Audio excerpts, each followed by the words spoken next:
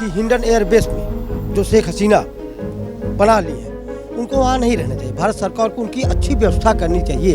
वो भी एक सम्मानित प्रधानमंत्री हैं। शेख हसीना का वीज़ा वहाँ अमेरिका वालों ने कैंसिल कर दिया और अपने भारत में उनको पनाह दी गई, ये गलत है। बांग्लादेश में हमको हिंदू मुसलमान की बात नहीं करनी। बांग्लादेश में क्या हो रहा है पूरी दुनिया देख रही है। शेख हसीना जो वहाँ की प्रधानमंत्री थी, उन्हें बांग्लादेश छोड़ करके जाना पड़ा। अराजकता का ये माहौल हो गया कि प्रधानमंत्री को देश छोड़ना पड़ गया और दूसरे देश में शरण लेनी पड़ गई।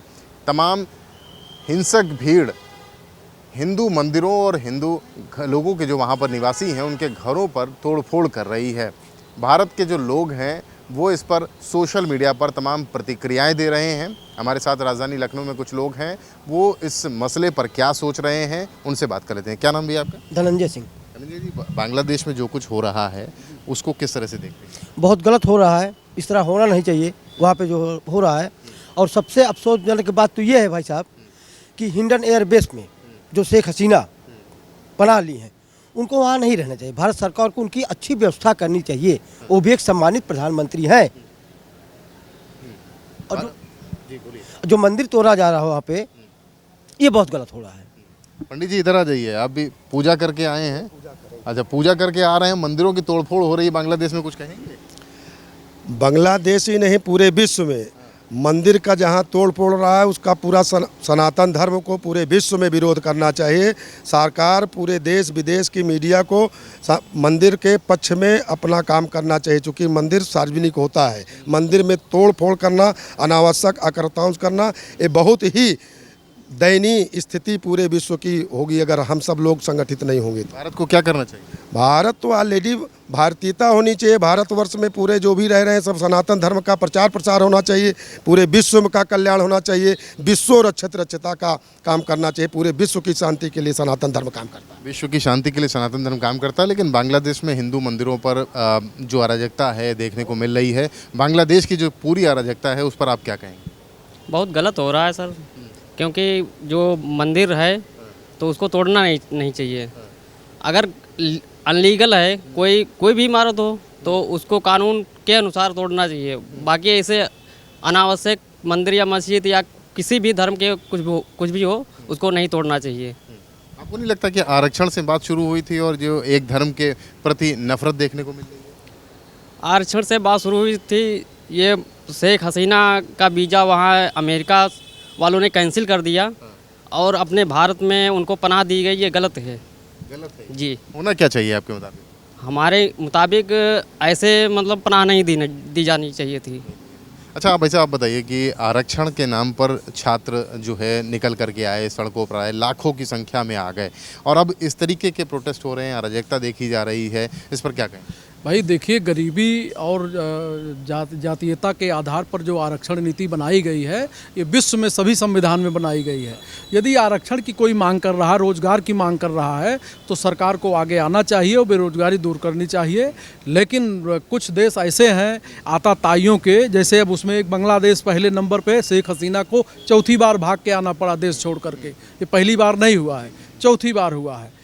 और वहाँ शेख हसीना का एक सिर्फ बहाना है, लेकिन वहाँ जो निशाना है हिंदू और मंदिर निशाना है। हिंदुओं और मंदिरों को निशाना बना करके ये आताताइयों ने खून बहाना शुरू कर दिया है। हमारी सरकार को इसको शेख हसीना को बाइज्जत सुरक्षा देनी चाहिए और सेना को लेकर के चढ़ाई करना चाहिए। जब तक हिंदुओं के खिलाफ अत्याचार न रुक जाए तब तक मार करना चाहिए। जैसे इजराइल ने हमास पे चढ़ गया है, फिलिस्तीन को नस्ता नाबूद करने के लिए तय कर लिया है और उसने वहाँ प्रधानमंत्री ने कहा है कि यदि पूरी दुनिया में यहूदी रहता है तो वो इजराइल का नागरिक है। भारत के प्रधानमंत्री को ये स्टेटमेंट देना चाहिए, मीडिया के सामने आना चाहिए कि अगर पूरी दुनिया में कोई हिंदू है, सनातन का मानने वाला है, तो भारत स्वेच्छा से आ जाए, हम उसकी सुरक्षा मुहैया प्रदान करेंगे। ये प्रधानमंत्री जी को बोलना चाहिए। आप ये जो कह रहे हैं आपके इस तरीके के जो भाव हैं, अगर ऐसा होता है तो विश्व पटल पर भारत की बड़ी आलोचना नहीं हो जाएगी? और शेख हसीना से को तो वापस बांग्लादेश में जो लोग हैं वो मांग रहे हैं कि उनको वापस दीजिए क्योंकि बांग्लादेश की ये अपराधी हैं। देखिए जो मांग कर रहे हैं, शेख हसीना को हिंदू लाबी मांग कर रही है, लेकिन मुसलमान लाबी नहीं मांग कर रही है, उसमें सब हिंदुत्व के लोग मांग कर रहे हैं। शेख हसीना प्रधानमंत्री रही, मंदिर नहीं टूटने। वहाँ के जो बार एसोसिएशन है उसने मांग की कि भाई ये अपराधी हैं बांग्लादेश की, इनको वापस भेजो, पनाह मत दो, भारत से ये कहा जा रहा है। अरे भाई, यहाँ भी तमाम सुप्रीम कोर्ट में वकील बैठे थे, भारत के खिलाफ बैठे थे, आर्टिकल ये होना चाहिए, आर्टिकल ये होना चाहिए, यहाँ भी बैठे थे। वो सब आता ताई जैसे वहाँ है वैसे यहाँ भी थे, यहाँ नहीं सुप्रीम होना क्या चाहिए? बैठे थे। क्या होना चाहिए? जो हो रहा है बहुत गलत हो रहा। शेख हसीना को सुरक्षा दे और सेना को वहाँ तत्परता से निकटना। युद्ध नहीं हो जाएगा अगर बांग्लादेश में चले गए तो? अरे भाई, युद्ध को डरोगे? अफगानिस्तान को तालिबान ने खा गया और वहाँ के राष्ट्रपति को भागना पड़ा। क्या किसी देश ने सुरक्षा नहीं दिया? क्या उस देश ने उनको भगा दिया? आप लोग इस बात से चिंतित हैं कि भारत के आसपास जो कुछ भी पड़ोसी देश हैं सब जगह कुछ ना कुछ हो रहा है, इससे भारत में दिक्कत हो सकती है? देखिए, किसी भी घटनाक्रम को एक रूपता में अगर उसकी व्याख्या की जाए तो हम समझते हैं कि वहाँ का न वो विधा के अनुरूप होगा, न वहाँ के जनमानस के अनुरूप होगा, न वहाँ के व्यवस्था के अनुरूप होगा। ये दुर्भाग्य है कि एक हमारा पड़ोसी देश आरक्षण के इशू पर सरकार को घेरा और सरकार इतना लंबा कार्यकाल करते हुए भी अपने देश की आवश्यकता को, अपने देश का आरक्षण को, अपने संविधान में लिखा गया अभिलेख को नजरअंदाज करते हुए उस प्रकरण को आगे बढ़ाती गई। तो आप समझिए कि प्रतिशोध की अग्नि, प्रतिशोध जब जलता है तो अगर आग यूं ही सुलगती रहेगी, न मंजिल रहेगी न बस्ती रहेगी, कुछ नहीं रहेगा आपके पास। कहने का मेरा मतलब सीधे सीधा लाइन पर है कि बांग्लादेश हमारा पड़ोसी मुल्क है, हमारा भाई है। बांग्लादेश में हमको हिंदू मुसलमान की बात नहीं करनी चाहिए, बांग्लादेश की विषमता पर बात करना चाहिए, बांग्लादेश की अर्थव्यवस्था पर बात करना चाहिए, बांग्लादेश पर भुखमरी पर बात करना चाहिए। अराजकता हो रही है, उस पर क्या कहें? अराजकता तो होगी ना साहब, जब पूरी देश की करेंसी जो है आप 10% लोगों के हाथ में थमा देंगे और 90% लोग कटोरा लेकर के सड़क पर रहेंगे, तो ये आग तो जलेगी ना। ये आग जब जली तो न मंजिल रहेगी न बस्ती रहेगी, आपके पास कुछ नहीं बचा। बांग्लादेश में जो हो रहा है उस पर क्या कहेंगे आप? अराजकता? देखिए, बांग्लादेश में जो हो रहा है बहुत गलत हो रहा है। हिंदुओं के साथ एक शेख हसीना तो मान के चलिए एक बस मुद्दा है, बाकी जो उनका टारगेट है वो मेन हिंदू है, हिंदू मंदिर है। जिस हिंदू मंदिर ने, भारत का स्टैंड क्या होना चाहिए? भारत का स्टैंड होना चाहिए, भारत का स्टैंड हिंदुओं को बचाने के लिए होना चाहिए।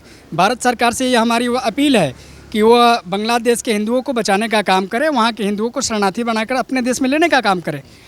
मेरी मांग ये है, और वहाँ पे जो अराजकता हो रही है उसका मुंहतोड़ जवाब, मतलब कि भारतीय जनता पार्टी, भारत सरकार उसमें इंटरफेयर करे। हमारे सरकार को इन्फेक्ट, आप क्या कहेंगे, क्या हो रहा है? ये जो बांग्लादेश की घटनाएं हो रही हैं, निंदनीय घटना है। और बाहर जहाँ तक बात रही है कि जो अगर भाईचारा, जैसे राय साहब ने कहा है, अगर साथ इज्जत से इसका बैठ के सुलह समझौता हो जाए और भाई बंदगी से सिलसिला बन जाए तो ये बेहतर अच्छा होगा। और हिंदू मुस्लिम सिख ईसाई सब भाई भाई।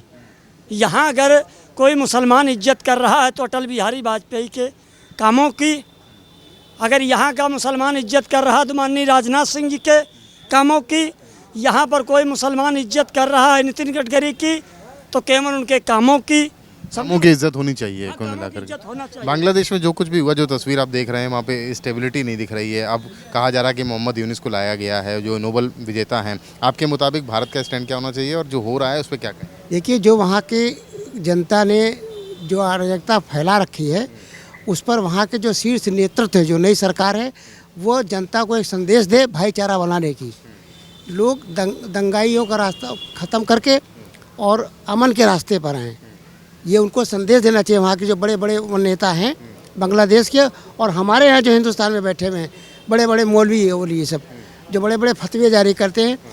इजराइल में कुछ होता है तो यहाँ पर मुसलमानों के लिए कहते हैं, तो हिंदुओं के लिए भी उनको बोलना चाहिए, उन अपने भाइयों को समझाना चाहिए कि आप ये आतताई का रास्ता छोड़ करके अमन और चैन के रास्ते पर आइए और किसी को नुकसान ना पहुंचाए। अमन चैन के रास्ते पर आकर के ये डिसाइड करना है आप लोगों को कि अमन चैन का रास्ता अख्तियार करें और किसी को नुकसान नहीं पहुंचाना चाहिए। जो भारत के निवासी हैं वो फिलहाल बांग्लादेश की जो हालात हैं उन पर यही बात कह रहे हैं। लखनऊ से कैमरामैन रजनीश तिवारी के साथ रतीश त्रिवेदी, श्रेष्ठ भारत।